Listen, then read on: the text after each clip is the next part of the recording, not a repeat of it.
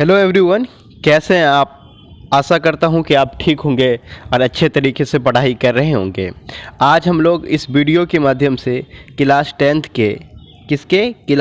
के इतिहास का जो हम सब्जेक्टिव प्रश्न पढ़ लिए थे, आज इसमें हम ऑब्जेक्टिव प्रश्न को देखेंगे और अच्छे तरीके से देखेंगे और समझने की कोशिश करेंगे। एक बात आप लोगों को मैं बता दूं कि यदि आप लोग क्लास 10th में हैं और 2024 में एग्ज़ाम आपको देनी है, तो एक ज़रूरी सूचना ये है कि इस पे नया बैच चालू हो गया है इस YouTube चैनल पर। आपकी जो जान पहचान के लोग हैं उन तक के इस चैनलों के बारे में बताइए। मुझे लाइक और सब्सक्राइब की कोई ज़रूरत नहीं है, बस इतना सा है कि आप लोग इस चैनल से जुड़ के पढ़िए। इस पे सारे सब्जेक्टों को पढ़ाया जाएगा, चाहे इतिहास हो या सोशल समाज हो या क्या बोलते हैं उसको विज्ञान हो, मैथ हो, उर्दू, मैथिली, संस्कृत और 10वीं के स्पेशल जो हिंदी आता है उसको भी पढ़ाया जाएगा। तो चलिए, ज़्यादा बात न करते हुए, आपका समय न लेते हुए हम इस वीडियो को शुरू करते हैं। एक बात आपको बता दूं कि ये ऑब्जेक्टिव प्रश्न है। जैसा कि कल आपको होमवर्क दिया गया था कि आप एक बार चैप्टर को पढ़ लीजिएगा। क्या बोला गया था कि चैप्टर को आप एक बार पढ़ लेने के लिए। तो मैं आशा करता हूं और आप लोग पर विश्वास है कि आप चैप्टर को नहीं पढ़े होंगे। जी, सही सुने आपने कि आपको चैप्टर पढ़ने की कोई ज़रूरत है, क्योंकि आप पढ़े ही नहीं। देखिए, जो शुरू से पढ़ता है वो एग्ज़ाम में टॉप करता है। लास्ट में पढ़ के तो अच्छा नंबर ले आओगे, ये इसमें कोई सोचने वाली बात नहीं है। लेकिन जो शुरू से पढ़ता है वो एग्ज़ाम में टॉप करता है। चलिए, हमको टॉप करना है, 400 प्लस 450 नंबर लानी है। इसी की शुरुआत करते हैं। देखिए, पहला प्रश्न है, इटली तथा जर्मनी के वर्तमान में किस महादेश के अंतर्गत आते हैं। तो आपको बताना है कि इटली और जर्मनी वर्तमान में किस देश के अंतर्गत आता है। अगर आप लोगों को आ रहा है तो कमेंट कर सकते हैं। कमेंट कीजिएगा तो आपके अंदर में कॉन्फिडेंस आएगा और कमेंट करना भी चाहिए। बताइए तो इसका जवाब हो जाएगा यूरोप। कौन सा महादेश में आता है?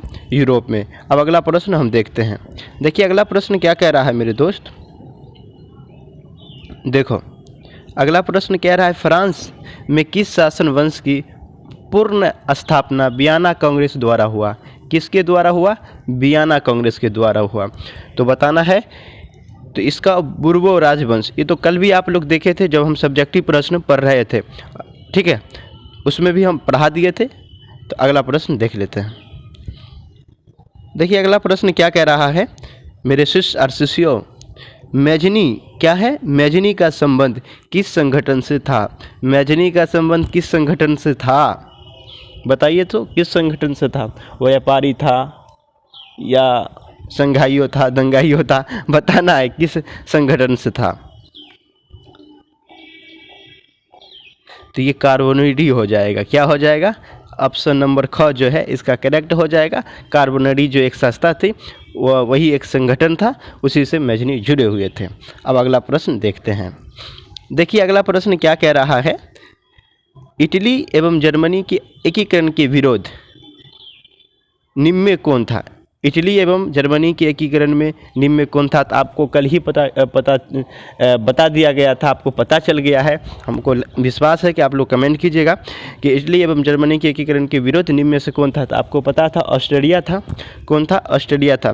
क्यों था? क्योंकि ऑस्ट्रेलिया और जर्मनी और इटली के कुछ ऐसे प्रांत थे जहाँ पर ऑस्ट्रेलियाओं का अधिकार था, तो उसको हटाए बिना हुआ के एकीकरण संभव नहीं था। तो यही सबसे बड़ा विरोध था। अगला प्रश्न देखते हैं। देखिए, अगला प्रश्न क्या कह रहा है, काउंट काबूर क्या है? काउंट काबूर को विक्टर एमुनुअल, क्या एमुनुअल, इस पर ध्यान से देखिए। अब तो इसे आपको याद आ गया कि सर बताए थे एमुनुअल ने किस पद पर नियुक्ति किया। तो हमारे प्रधानमंत्री अभी नरेंद्र मोदी है ना, तो वही प्रधानमंत्री हो जाएगा। चलिए, अगला प्रश्न देखते हैं। अगला प्रश्न क्या कह रहा है। ओहो, एक मिनट मेरे से क्यों ऐसा हो रहा। हाँ, अब ठीक है, अब ठीक है। देखिए, गेरिबाल्डी क्या कह रहा है, गेरिबाल्डी पेशे से क्या था। ये तो प्रश्न आप लिख लीजिए, VVI आप क्या कर लीजिए, कॉपी में अभी से नोट बनाता चलिए और लिखते चलिए आप लोग। ये प्रश्न मैट्रिक में पूछेगा 2024 में। आप जब एग्ज़ाम दे के आइएगा उसके बाद इस वीडियो को एक बार देख लीजिएगा, मेरे यकीन मानिए ये प्रश्न आपको आएगा इस बार 2024 के बोर्ड एग्ज़ाम में। गैरिबाल्डी पेशे से क्या था? तो गैरिबाल्डी पेशे से होता है नाविक। क्या? नाविक। घ इसका सही हो जाएगा। अब आगे प्रश्न देखते हैं। 1 मिनट, भुतला जा रहा है। चलो अगला प्रश्न देख लेते हैं। बताइए अगला प्रश्न क्या कह रहा है, सो देखते हैं। जर्मन राइन राज्य का निर्माण किसने किया था?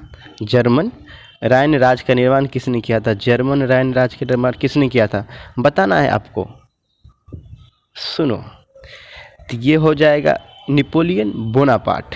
अब कितना ईस्वी में कर दिया? कोई पूछ दियो, बताते रहे भैया कितना ईस्वी में किया था।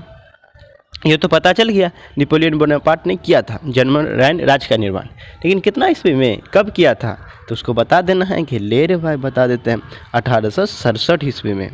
ठीक है, अगर समझ में आ रहा है मेरे शिष्य और शिष्यों तो कमेंट एक बार करके बताइएगा कि सर समझ में आ रहा है।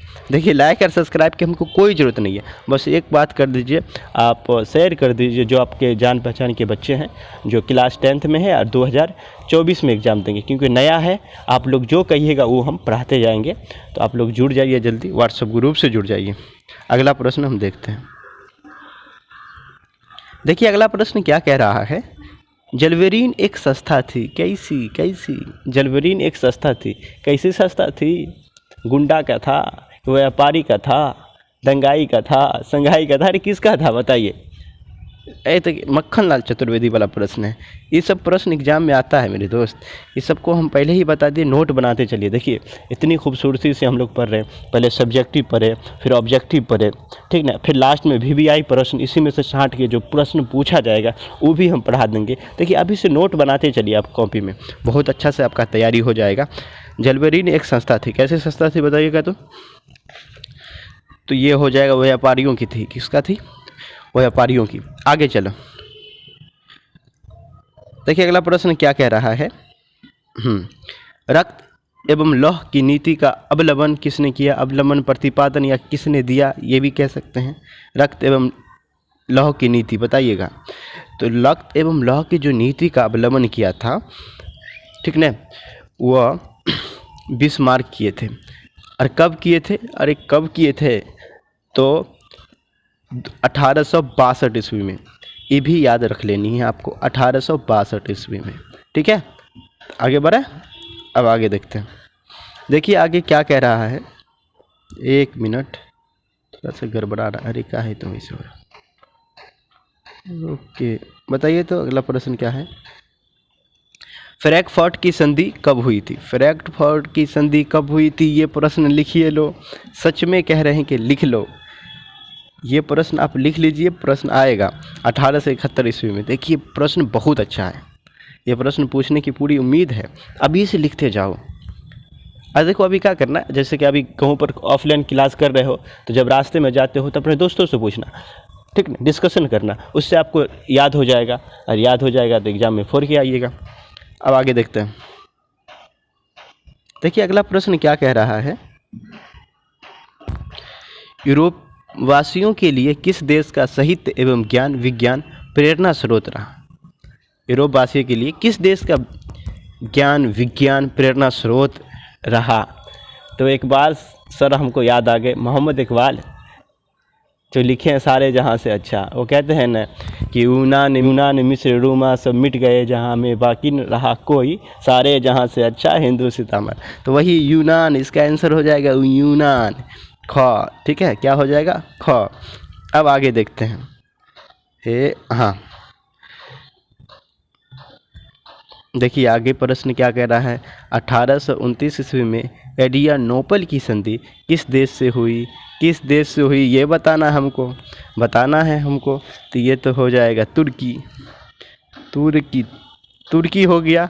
अब आगे हमको नहीं जाना है, मात्र इतना ही प्रश्न था, इतना ही प्रश्न आप कर लीजिएगा तो मेरे यकीन मानिए पहला चैप्टर जो है यूरोप में राष्ट्रवाद का उदय, उससे एक भी प्रश्न पूछेगा ऑब्जेक्टिव तो मेरा उम्मीद ही नहीं बल्कि पूरा विश्वास है कि सारे प्रश्न आप बना के आइएगा। ठीक है, तो ये वीडियो यहीं पर अंत है, लेकिन एक बात आपको कह देना चाहता हूँ कि यदि आप 2024 में एग्ज़ाम दीजिएगा तो जल्द से जल्द इस व्हाट्सएप ग्रुप से जुड़िए और आपको क्या पढ़नी है वो बताइए, हम अच्छे तरीके से पढ़ाएंगे। ठीक है, और अपने दोस्तों को भी बताइए। ठीक है ना, अंत में एक बात कह के हम बस इस वीडियो को ख़त्म करेंगे। वो कहते हैं ना कि हम लोग बिहार से बिलोंग करते हैं। बिहार में एक शख्स दशरथ माझी नाम करके हुए, जो अकेला बंदा बिना किसी के सहायता से वो अकेला पहाड़ को काट दिए थे। वो कहते हैं ना कि जब तक तोड़ेंगे नहीं तब तक छोड़ेंगे नहीं। तो आप भी बिहार से बिलोंग करते हैं और आपको टॉप होना है, और टॉप करने के लिए कुछ करना नहीं है, किसी से लड़ना नहीं है, किसी से झगड़ना नहीं है, बस किताब और कॉपी लेके बैठिए और पढ़ाई कीजिए। क्योंकि हम भी कहेंगे जब तक के एग्ज़ाम में 450 प्लस नंबर नहीं आएगा तब तक के हम छोड़ने वाले हैं नहीं। चलिए पढ़ते रहिए, मुस्कुराते रहिए।